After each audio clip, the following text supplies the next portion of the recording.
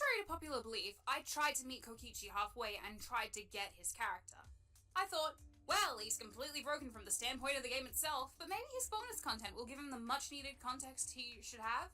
I mean, he only had a majority of the screen time to impress me and failed spectacularly, but even Sonya gets a bit better when you look through her free time events. Spoilers, he got worse! Time that could have been spent dedicated to fleshing out Kokichi's perspective on life where the game failed to do so, was instead used to play games with Shuichi, threaten his life, and traumatize himself into Shuichi's memory. The game clearly keeps trying to enforce him as the pure liar, which after like 15 minutes becomes like, alright, I get it! He's obviously lying 99% of the time, so my brain just dumps everything that he says is not important, because not only is it false, it's boring.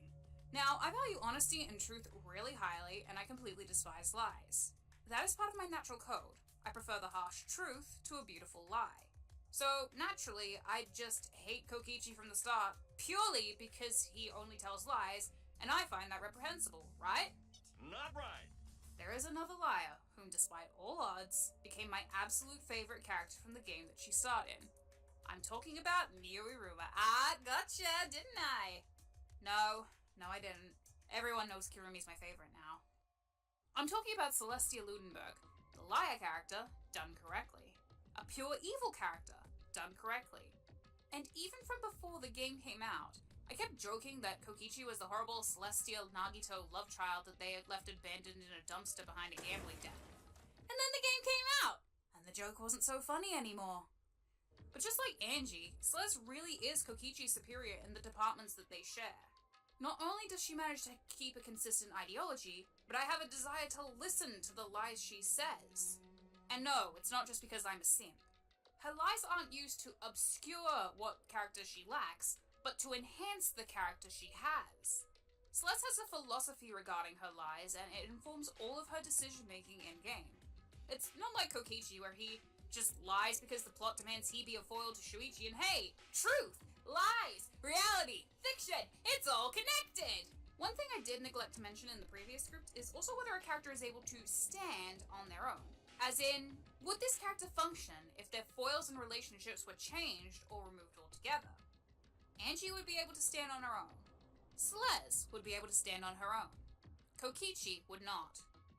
And again, I do not wish to attack anybody who likes Kokichi Oma, but if you're planning to just yell in the comments about how I don't get his character, please try to save our time and find something else to watch.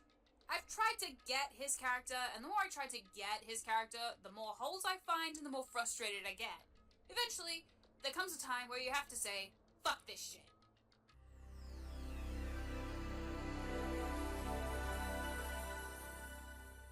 So, fandom is against me on the usefulness of the free time events, insisting the only time that you get to see these characters in a somewhat stress-free environment is a pointless addition, and you should only get characterization from the main plot. I disagree heavily with this notion. It's like arguing it's useless to have a new gun behind a puzzle in earlier Resident Evil games. Another reason I don't like Your Turn to Die very much too. However, there is one instance where the FTEs are completely useless. Oma's free time events tell you nothing about who he is that the game didn't, and I worry that the uselessness of his free time events influenced not only the rest of the game, but the entire rest of the series retroactively. Back in the pre-V3 days of the fandom, most people understood the free time events were important, and they were even cherished as a breath of relief from the horrible situation of the killing game. Even if Kuzuryu's made little sense when you did them in island mode, as he started talking about how much he missed Pekoyama, while Pekoyama was standing in earshot. There's not much point trying to analyze Oma's free time events. There's literally nothing to analyze that isn't part of the main game. But if you can't take time aside to develop your main rival in a non-stressful context where you're actually developing the other characters like this, you might have a shitty rival. Togami and Kamida even managed to get fleshed out in these events. Sonya even gets a bit of fleshing out. Kokichi got nothing. So thankfully, our Queen of Liars gets a segment all to herself where she wins by default! By default, my favorite way to win! Celeste does more with less when it comes to her lie. She doesn't tell her lie, get a reaction from Naegi, and then go, tee-hee, yes, I lied. Or did I? Yep, I did lie. Or did I? This makes me compelling, right? She just told her lie, Naegi might call her out if he caught it, in which case she affirms her lie is indeed the truth, and moves on to the next topic, whether it's another lie or something else. And this is what separates Celes's lying from Kokichi's lying. Kokichi, when it comes to his lies, is severely overwritten. If you removed all of the tee-hee, I lied, or did I dialogue, you'd cut down his dialogue by at least 10%, and in truth, nothing fundamental would actually change by removing all of this meaningless flavor text. In fact, it would enhance Kokichi's character, well, if he had one. Celes? She cuts the shit and just tells the lies. Kokichi ensures the player will not be shocked at all when he lies by telegraphing it for the player, which also makes him being the one behind Gonta and Miu's murder lose all its impact. It's not shocking that he would turn to murder because he's been an asshole from the very beginning and has not stopped being an asshole for the whole game. Granted, it's not super shocking that Celeste would turn to murder either, but that's more from her presence, her polite mask, and the slips of said mask, rather than spelling out for everybody that she couldn't be trusted in any context. In fact, there were contexts where the group did completely trust her, non-begrudgingly, for example, reporting on her run-in with Chihiro when they went to see Mondo on the night of their murder. Anyway, the free time events. Even from her introduction, you sense there's more to this girl than meets the eye. On your first run-through, you're not paying a lot of attention to her dialogue because you've got 15 other people to pay attention to, but on the next few run-throughs, you'll pick up more and more, to the point where her introductory dialogue, "I look forward to getting to know you better," reads more accurately as, "I hope somebody superglues your mouth to the nearest bathroom floor tile." The free time events characterize Celeste incredibly well in a non-stressful context when it's not solve a murder or die, or fail to get away with murder and die. She does have an initial fascination with Makoto as the super high school level good luck. A reason to be invested with him, and to talk to him if he wants to talk to her. She's invested in him because she wants to pit her luck against his in a game to see who comes out on top. It's her honest interest in the game that initially draws her in. Helping her relax is the fact that Makoto is less threatening than 4-day-old kittens to her. Throughout her events, Celeste recounts a few of her gambling victories to Makoto, and his honest interest in hearing about them meshes well with her interest to stroke her ego. It's a win-win situation, which is why, despite the fact that Makoto doesn't trust Celeste much at all, the events still feel productive and friendly. He is a friendly person, and Celeste finds that and his luck very appealing. Makoto often does say that he doesn't understand Celeste in the earlier events, but it's because he doesn't yet know the full picture of her. Sure, the puzzle contains thousands of pieces, but Celeste isn't eating half of the pieces when Makoto looks at the box. With enough perseverance, the puzzle will come together. Kokichi's end goal doesn't exist at the end of his school mode, and Shuichi just declares that understanding his lies isn't the goal, and he should just not bother understanding Kokichi at all. Which is really fucking lazy writing. If I went to any of my university classes and the goal was not understanding a fucking thing, I'd be wanting my money back. Anyway, back to the things that don't make me want to die of a frothing mouth. We learn at the end of Celeste's events that she ranks the people around her between A and F, but haven't discovered anyone worthy of fitting ranks A or B. It's something that shows that Celeste is indeed a huge nerd, but can also be translated as her outright claiming her friendship system. F rank is called F rank because she hates you so much she wants your friends to press F to pay respects at your funeral. E rank is people she dislikes, D rank is strangers and acquaintances, and C rank is presumably friends. And while my next statement is going to be allonormative, B rank can be presumed as a partner, and A rank might be the person she decides to marry. Acting as though her ranking system is really inaccessible gives her a further air of superiority, matching up with her character. I don't pull the B and A ranking being romantic partners out of my ass either. Celeste's Trigger Happy Heart event is strong evidence that B and A are romantic rankings, when she wonders if Makoto would stay by her side once she's achieved everything she wants to do with her life, and if he could rank up further with her. The best conclusion to this event is, indeed, Makoto affirming that he would stay by her side. The end of the school mode is also where he affirms he will stay by her side if she achieves her dream, and even afterwards. The events show Celeste is selfish, but she doesn't cause mayhem for the sake of mayhem. It all has to do with her underlying goal beneath it, obtaining a European castle and all of her vampire butlers. Free time events to main game, her underlying goal remains the same, and it's easy to see her both enlisting Makoto's help in an earnest way and committing actual murder to achieve her dream. They both line up with the fact that she has a reduced or even non-existent sense of empathy, but she's not devoid of sense or the capacity to actually socialize. And Makoto reacts to her in a natural way. Stunned by her victories, dubious when she says she's of French-German origin, fearful when she says she's killed the people that she actually despises. It's all very natural.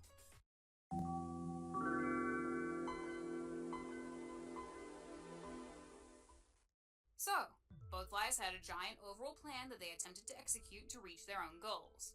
Both acted like dicks to their classmates at least one point. That is where their similarities end. Kokichi's plan makes absolutely no fucking sense, while Celestia's plan is actually structurally sound. Even if the precise methods to her murder are inadequately executed, her plan had a start, middle, and end that felt like she had indeed been planning this out for a while, and the money was just the motivation she needed to set it into motion. Before asking ourselves some questions that Celeste probably would have asked, let's set up one important thing. How Celeste knew that murdering somebody and beating the class trial would get her the money. Well, that's pretty easy. She saw about 10 million yen in bill form right in front of her eyes. I promise this will be relevant later. Question 1. Who would make a good murder victim? Kirigiri is too smart to fall for any deception and is probably too strong to attack. Naegi is too nice and would wait on even Celeste's conscience. Hina and Ogami would flatten Celeste in a fight. Togami thinks too much like Celeste to fall for her stunts. Fukawa hates everyone around her and would be more effort than it's worth. Sho would carve Celeste a new face.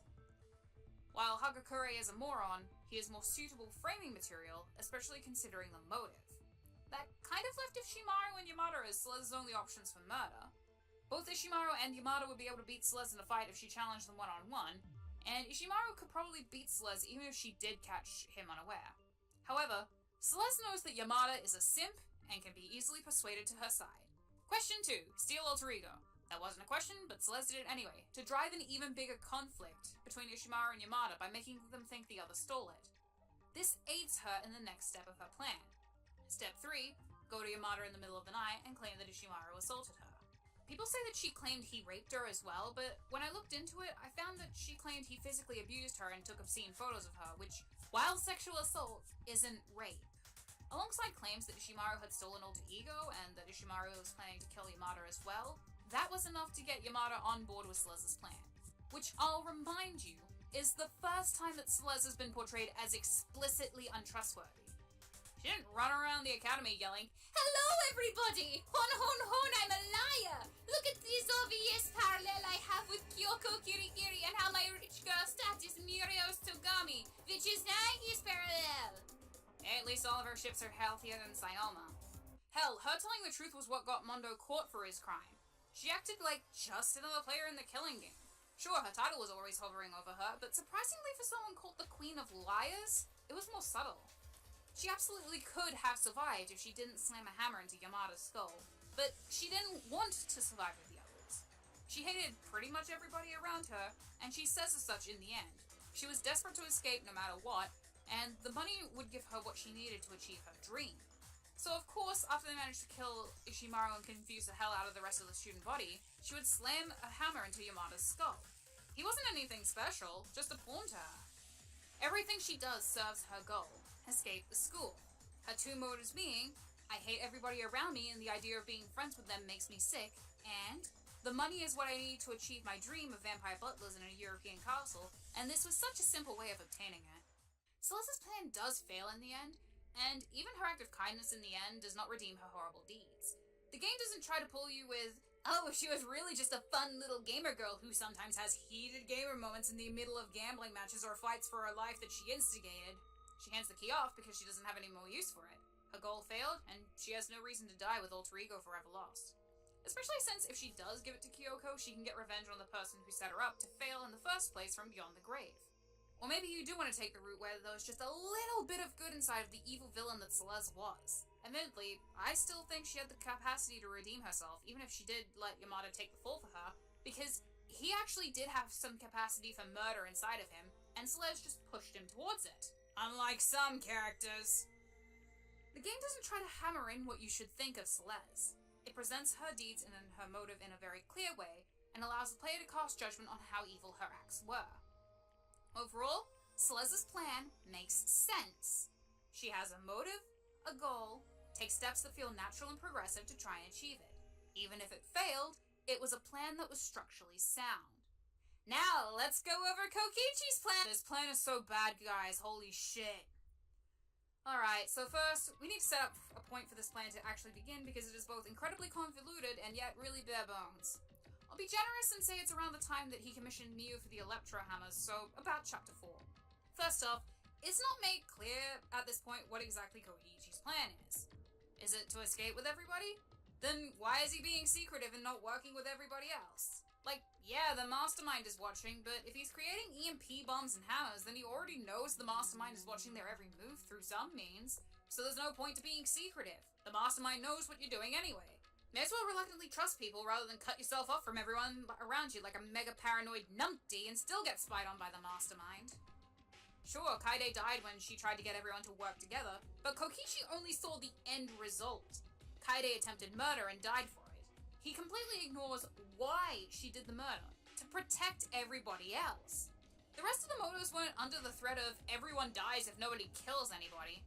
Kokichi just immediately assumes, well, Kaide fucked up under stress and the threat of us all getting murdered, so her way of doing things must be absolute bullshit. We all need to be completely divided.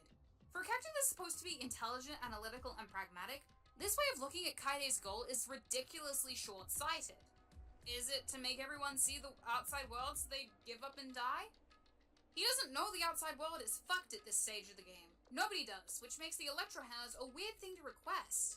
It feels like they were just set up for a later plot point that makes no sense for Kokichi to be taking at this stage of the game. It's literally just so Miu can slot in as the Chapter 4 victim because they couldn't figure out an actually intelligent way to kill her off. Like, maybe Kokichi and Gonta learn a way to switch avatars and Miu accidentally kills Gonta instead, but she wants to escape so she keeps her mouth shut.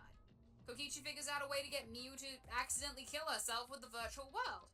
All I'm saying is that Gonta listens to Kokichi and murders Miu is really shitty for all three characters. It makes Kokichi look reliant on others to do his dirty work rather than looking for alternative paths and using his fucking brain. It makes Miu look like a complete imbecile who didn't plan in the event of witnesses to a crime. And it makes Gonta look like he would actually hurt somebody, which I don't buy for a second. After Miu and Gonta are dead, Kokichi's plans start to make even less sense. Here we finally get what Kokichi's ultimate goal is, end the killing game, which again is the broadest shit goal that everybody is trying to achieve in some way or another. Even Celestia's goal can be simplified to this. If, you know, everyone else is executed and she wins, the killing game has ended. And while the goal is finally solidified, the actions Kokichi takes don't make any sense. Again, is he trying to save everybody? Then why allow them to see the outside world, make up a bunch of shit about being the mastermind, and drive the class into a state where they were all content to lie in their rooms and rot to death, or were requesting their more murder-savvy classmates to snap their neck? Nobody at all acts like this when they're trying to save people. Is he trying to end the killing game by getting them all killed? Then why bother with all the redemption shit post-mortem where they try to pass him off as a harmless prankster with Batman's code of ethics? He's not harmless at all, he tried to get the entire class killed. It's just nonsense placed there that pretends Kokichi's character is deep. Just say he was a good boy and all the murder, suffering, distress, trauma, and bullshit you put everyone through? Forgiven, you're a good boy, did nothing wrong. And then, there's the murder plan. Oh boy, the murder plan. Where Kokichi makes absolutely 0 sense. Again, we still don't know what Kokichi's exact goal with End the Killing Game is, and there are problems with both angles. For one, most fans seem to agree that an unsolvable murder was Kokichi's goal all along. The crowd that's like, oh, Kokichi is a baby boy who did nothing wrong, he's a good boy, insisted that Kokichi was creating his plan so that Monokuma wouldn't be able to solve the murder, and thus everyone would be set free because the trial wouldn't be able to reach the correct conclusion. Just one small problem. How do you know that Monokuma will just let everyone go if the murder can't be solved? You'd think this is a small oversight, but it really fucking isn't. It's the crux of his plan. The game clearly wants you to see him as a good person since it spends 20 minutes of the final chapter trying to redeem his corpse. But nothing indicated that if Monokuma couldn't solve the murder, he'd just turn around and say, well, since I don't know who did it, I guess we'll just put all of our plans for the next sequel into the dumpster, fire everybody, and let you all go home to your happy lives. In fact, that'd be fucking nonsensical. More than likely, Monokuma would pick a random culprit, shut down any attempt to refute the claim, and execute that person so the killing game could continue. Now, remember how I said that Celestia's motivation was clearly laid out for her to see? That she knew exactly what she'd get because Monokuma explicitly promised 10 billion yen to anybody who could get away with the murder and showed her the bills? Kokichi Kokichi has literally no fucking indication that Monokuma would just let everybody go if the murder were unsolvable for him as well. The plan relies on the fake hope that the people behind Danganronpa play a fair killing game, but that hasn't been true since the first one. Does nobody remember that Junko slapped her twin sister's corpse into the weed lab so that she could get Kyoko killed off? Does nobody remember that despair, disease, and starvation were literally designed in order to aid AI Junko's plan to kill everyone quickly so they'd revert and become ultimate despair again? The killing game has never been fair! Hell, even in this game, Kaede wasn't Rantaro's killer, and yet she was still executed for a crime she didn't commit in the end. Now you might argue, well, Kokichi doesn't know about the previous killing games, but we don't actually have that evidence that he didn't. In fact, the evidence points to him indeed knowing about the previous killing games. Now, it's entirely possible that the motives for the 3rd and 4th chapters of Danganronpa 2 were not mentioned in the past Danganronpa events. But do you seriously mean to tell me that the book will be able to mention Mukuro Ikusawa and the circumstances of her murder without looking a little suspicious that the murder case wasn't actually fair at all? Because I don't buy that for a single second. So, that completely trashes the idea of Kokichi intending to save everybody, because this was a complete sham of a plan to do that relied entirely upon luck and the showrunners not wanting to murder teenagers. Which, given the entire premise of the show is to let teenagers murder each other, fucking really? So, what about the other angle? The angle where Kokichi is an immoral bastard trying to end Danganronpa by making the Season 3 ending a mass execution. Sure, it would raise a mild stink online among fans who are invested in these characters' arcs and just watch them all get mercilessly crushed. But there's always going to be a community that would find this ending to Season 3 as the breath of fresh air the series needed. For 52 seasons, hope triumphed over despair. For 52 seasons, the mastermind has always been Junko Enoshima. Season 53 would be the first season when none of that happens, where the mastermind remains a mystery. You can assume it'd be Junko, but you'd never be sure. And hope triumphing over despair? Forget it. And it would cause waves in the fanbase, likely skyrocketing Danganronpa more into popularity than ever before. You know, exactly what Kokichi didn't want. As an example as to how much a change can actually shake up a show, remember in the Hunger Games when Peter and Katniss were the first dual winners of the Hunger Games in their 74-year history? Stop! Stop! May I present the winners of the 74th Annual Hunger Games. Where every game before them had only had one victor, including the second quarter quell with 48 contestants. How everybody was talking about the star-crossed lovers from District 12. How it led to the fall of Panem. The exact same thing would happen with Danganronpa.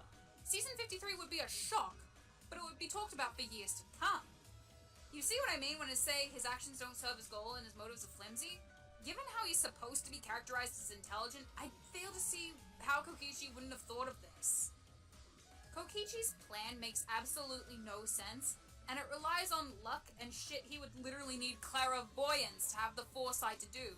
Like the little book of bullshit he hands Kaito as he's dying of poison to impersonate him perfectly at the trial. His plan also relies on him being able to correctly predict everybody's actions precisely, and also relies on people doing things he doesn't expect. Where am I? I'm quite sure I've made my point pretty clear. Celestia's plan, sound and good. Kokichi's plan, nonsensical and terrible. There is one more thing to examine, and it's what the two characters have in common. It's something you all know! It begins with an L! Lesbian. Yes, liars!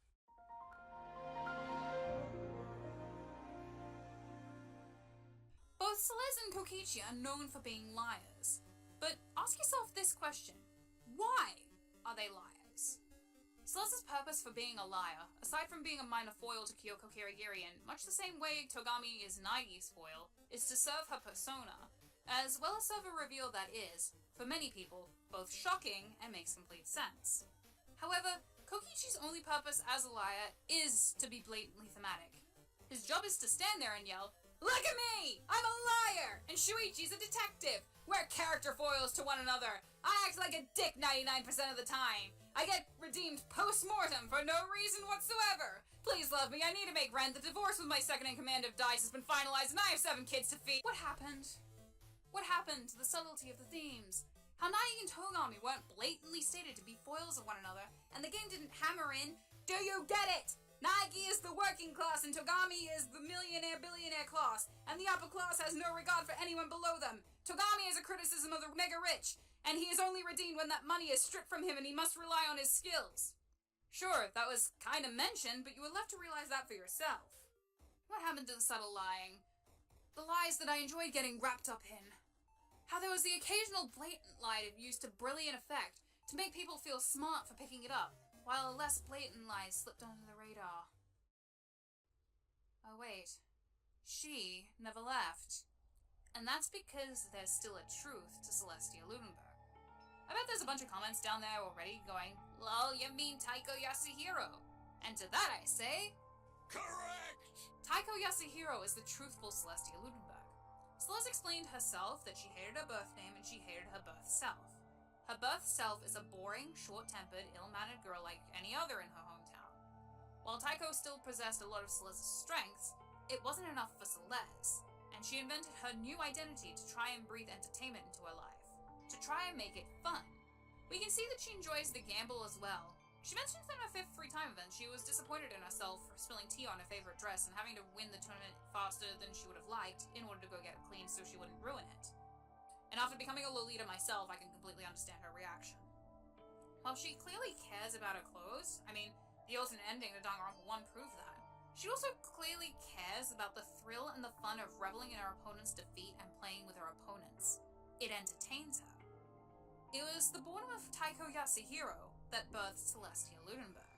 The ideology that Taiko Yasuhiro was a boring loser that gave Celestia Ludenberg life. Now for Kokichi, what's his truth? Well, let me just open up this little envelope and we'll explain. Okay, very funny. Who replaced Kokichi's truth with Ryoma's motive video? What's that? This is Kokichi Oma's truth? Yep. There's no truth to Kokichi Oma.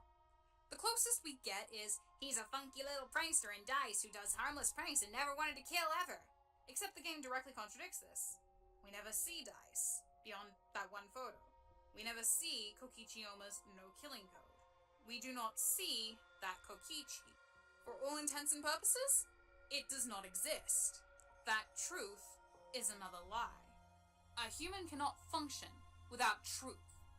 Even if it is a subjective truth, there must be some kind of truth. A human cannot function as purely lies. This is where Kokichi fails as a character, and people Emperor's New Character it up with him. He has no truth. He's only lies. He must be brilliant. No. Anybody with access to Notepad and enough brain cells to lie can write a character that is nothing but lies with no true motivations beneath it. This does not make a character good. In fact, this is extremely pretentious. Kokichi is the most pretentious character I've come across in any medium, and I studied tertiary creative writing for 4 years. I've seen some pretentious bullshit.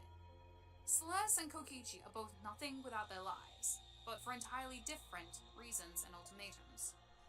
Celeste without her lies is Taiko Yasuhiro, a poor forgotten soul with unnatural luck and observational skills, and a name that literally means cheap. A boring nobody with nothing interesting whatsoever. A hot-headed individual who despises the world and almost everybody around her, who took on the identity of Celestia Ludenberg in order to inject meaning, life, anything interesting into her world. If it didn't work, Celeste could have easily been in the exact same position as Junko Enoshima. She was startlingly close to sharing Junko's motivations. Celeste without her lies is kneecapped as a person, but Taiko Yasuhiro still exists to pick up that slack as a character. Kokichi Oma without his lies is nothing. Not like Celeste, where she has nothing. Kokichi is nothing. Without lies, Kokichi Oma ceases to be anything at all. Without Shuichi, Kokichi ceases to be anything at all. Kokichi relies on Shuichi, or on any character that represents truth or trust, in order to actually function for more than a single scene. Without that character present, Kokichi completely falls apart. He is a completely dependent character that is unable to stand on his own 2 feet. Kabaida's philosophy on hope allows him to stand on his own 2 feet without Hajime, without Chiaki, without Junko. Junko's philosophy on boredom and despair allows her to stand on her own 2 feet without Makuro, without Makoto, without Izuru. Angie's philosophy on a peaceful life under God allows her to stand on her own 2 feet without Shuichi, without Tenko, without Himiko. Without Shuichi, Kaito, and Maki, Kokichi crumbles. This has probably been the longest video I've ever done, and I haven't even said half of the stuff I wanted to say about Angie or Celeste. Granted, this is in fact a 2-part video, but it's still well over an hour long.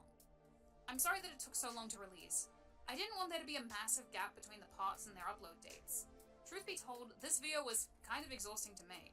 I honestly don't enjoy engaging with negativity for too long. As in, this video literally caused several mental breakdowns during its production.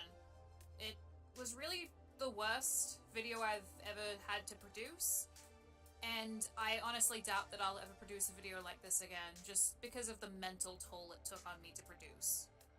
All I can hope is that I accurately conveyed my thoughts on Kokichi and why he's a complete failure of a character. I'm a little tired of everyone saying he's good because he's extremely inconsistent, and the inconsistency is not capitalized on by the writing. It's weird, because when I came back to Korakio, I actually found myself kind of liking him and pitying him, because yes, what his fans were saying about him being abused, gaslit, and isolated by his little sister came through on the second go-round. But with Kokichi, he became worse on my second go-around, and worse than that on the third go-round, and worse than that, you get the picture. But now, hopefully with all of my thoughts out in the open and my frustrations vented, I can move on. I can leave them behind and venture towards more hopeful videos. Patrons can expect to see a vote for the next character analysis video in the coming days. But I think it's time we gave a character without much love or attention the spotlight again. Thank you all for watching, and I will see you next time.